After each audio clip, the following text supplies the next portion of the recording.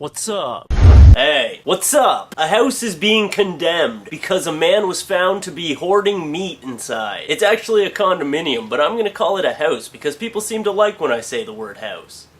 House, house, house, house, house. House is a good show. House is a good place to live. Anyway, so this guy was found to be hoarding raw meat. He had shitloads and shit tons and shit bricks of meat in his house. Just raw meat hanging on the ceilings, sitting on the counters, all over the floor. They showed pictures. Check out this shit. That's his bed with raw meat all the fuck over it. How are you supposed to sleep when there's raw meat in your fucking bed? They also found dead animals and unknown soft objects. When the objects that you're hoarding are spawning new objects that don't even have fucking names, that's when you know you're a disgusting piece of shit. Maybe he was trying to open up a meat shop, but he bought the meat before he bought the shop, and he was like, fuck, I knew I mixed up that order. Meat is like the worst thing in the world to hoard. Even if you refrigerate raw meat, it's not gonna stay good for more than a week, and this guy didn't even bother to refrigerate his house or anything. He just fucking threw it all on the floor like, I'll eat it, don't worry, I love eating meat. It's not even like you could live off an all meat diet. You can't eat meat that much, because then like maggots start growing in your skin or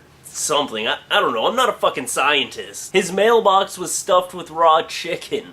What the fuck are you even trying to do there? It just makes no sense. That's just psychotic, crazy behavior. And to have your entire house full of fucking raw meat, that's fucked up. The only thing you'll accomplish by having your house full of raw meat is attracting animals and bugs. So if you're a real big lover of animals and bugs, then go have at it.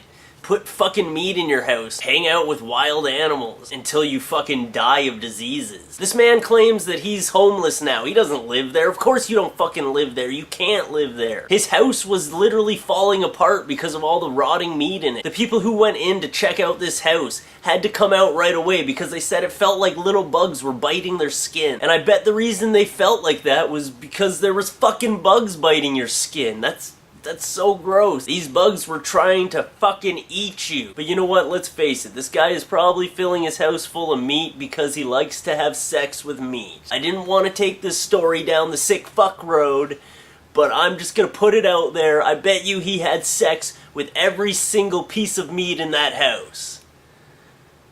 I'd be willing to put money on it.